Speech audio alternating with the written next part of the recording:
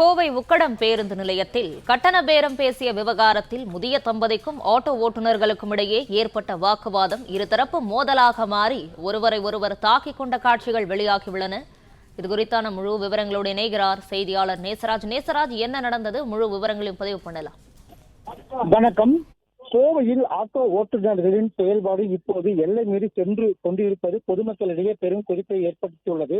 நகரின் மிக முக்கியமான மற்றும் எப்போதும் மக்கள் நடமாட்டம் மிகுந்த உக்கடம் பேருந்து நிலையத்தில் இன்று காலை முதிய தம்பதி ஒருவரை ஆட்டோ ஓட்டுநர்கள் ஈவு இறக்கமின்றி தாக்கிய சம்பவம் அதிர்ச்சியை ஏற்படுத்தியுள்ளது.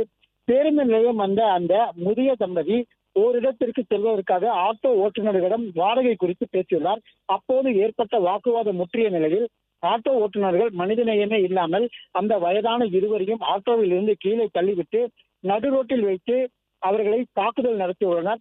இந்த அநாகரிக செயலை அங்கிருந்த பயணி ஒருவர் தனது செல்போனில் வீடியோ எடுத்தபோது ஆட்டோ ஓட்டுநர்கள் அவரையும் மிரட்டியதால் பயந்து போய் வீடியோ எடுப்பதை பாதியிலே நிறுத்தியுள்ளார். இவர் மீது தாக்கியவர்கள் மீது உடனடியாக காவல்துறை நடவடிக்கை எடுக்க வேண்டும் என அங்குள்ள பொதுமக்கள் மற்றும் பயணிகள் கோரிக்கை வைத்துள்ளனர். பிளே ஸ்டோர் மற்றும் ஆப் ஸ்டோரில் இருந்து பாலிமர் செயலியை QR கோடு மூலம் பதிவிறக்கம் செய்யுங்கள். செய்திகளை உடனுக்குடன் பெறுங்கள்.